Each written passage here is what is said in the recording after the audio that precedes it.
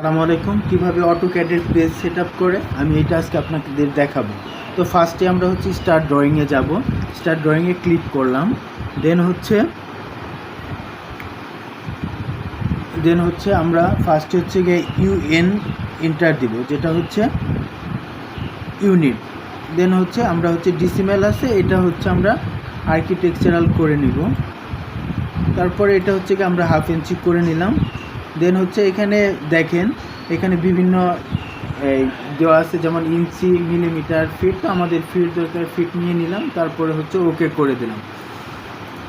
তারপরে ডাইমেনশনে ডি লিখে এন্টার। দেন মডিফাই যাব। মডিফাই যাওয়ার পরে দেখেন লাইন দেওয়া আছে, এগুলো বাই ব্লক করা আছে, আমি বাই লেয়ার করে নিলাম। আপনারা কালার যেটা পছন্দ হয় সেটা করে নিতে পারেন। বাই লেয়ার করে নিলাম। দেন এইখানে দেখেন স্পেসিং, এটা গিয়ে আমরা 1 ইঞ্চি 2 ইঞ্চি দিয়ে দিলাম, কিংবা হাফ ইঞ্চি। আমি 1 ইঞ্চি দিয়ে দিলাম।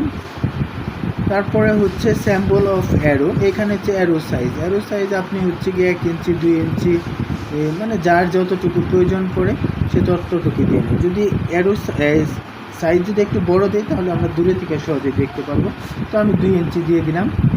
তারপরে টেক্সটের ক্ষেত্রে বাই টেক্সট কালার আছে, যে লেখাটা আপনি কালার করতে চান এখানে যে কোনো কালার দিতে পারেন। বাই লেয়ার করে দিলাম।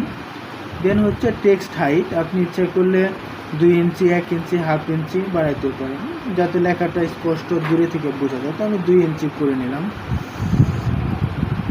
তারপরে প্রাইমারি ইউনিটে দেখেন ডিসিমাল আছে, এটা আমরা আর্কিটেকচারাল করে দিলাম। দেন এইখানে সেম, এখানে আমরা হাফ ইঞ্চি করে নিলাম। দেন ওকে, সেট কারেন্ট। তারপরে ক্লোজ। তারপর আমরা যে পেজটা নিব এটা 1000 ফিট বাই 800 ফিট। তো আমরা গিয়ে লিমিটে যাব, LIMIT limit enter. 1000 feet, 1000 feet. তারপরে comma 800 feet, 800 feet, comma enter.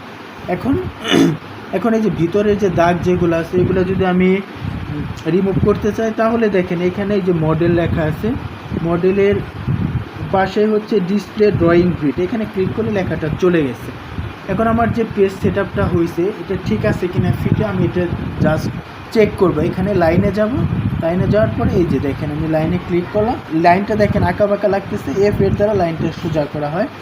আমি 50 ফিটের লাইনটা নিয়ে নিলাম, 50 ফিট, এন্টার। তো আমার লাইনটা ঠিক আছে।